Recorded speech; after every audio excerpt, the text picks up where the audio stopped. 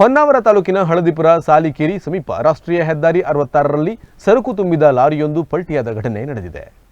ಹೊನ್ನಾವರ ತಾಲೂಕಿನ ಹಳದಿಪುರ ಸಾಲಿಕೇರಿ ಸಮೀಪ ರಾಷ್ಟ್ರೀಯ ಹೆದ್ದಾರಿ 66ರಲ್ಲಿ ಸರಕು ತುಂಬಿದ ಲಾರಿ ಪಲ್ಟಿಯಾಗಿದ್ದು ಕೆಲಕಾಲ ಹೆದ್ದಾರಿ ಸಂಚಾರ ಅಸ್ತವ್ಯಸ್ತವಾಗಿತ್ತು. ಕೆಎ 28 AA 5717 ಸಂಖ್ಯೆಯ ಲಾರಿಯೊಂದು ಸರಕು ತುಂಬಿಕೊಂಡು ಬರುತ್ತಿದ್ದ ವೇಳೆ ರಾಷ್ಟ್ರೀಯ ಹೆದ್ದಾರಿ ಪಕ್ಕದಲ್ಲಿ ಪಲ್ಟಿಯಾಗಿದೆ. ಅಪಘಾತಕ್ಕೆ ನಿಖರ ಕಾರಣ ತಿಳಿದು ಬಂದಿಲ್ಲ. ಘಟನಾ ಸ್ಥಳಕ್ಕೆ ಹೊನ್ನಾವರ ಪೊಲೀಸರು ಭೇಟಿ ನೀಡಿ ಪರಿಶೀಲನೆ ನಡೆಸಿದ್ದಾರೆ.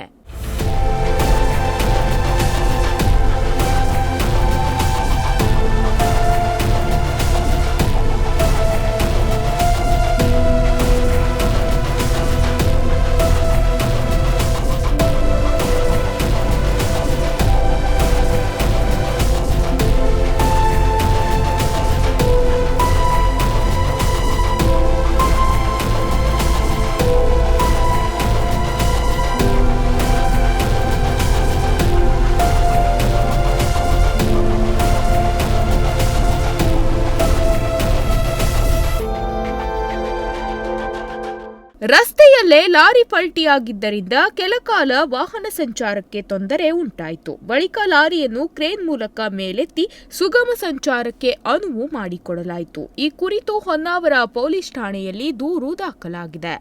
ನಾಗರಾಜ್ ನಾಯ್ಕ್, ನುಡಿಸಿರಿ ನ್ಯೂಸ್, ಹೊನ್ನಾವರ.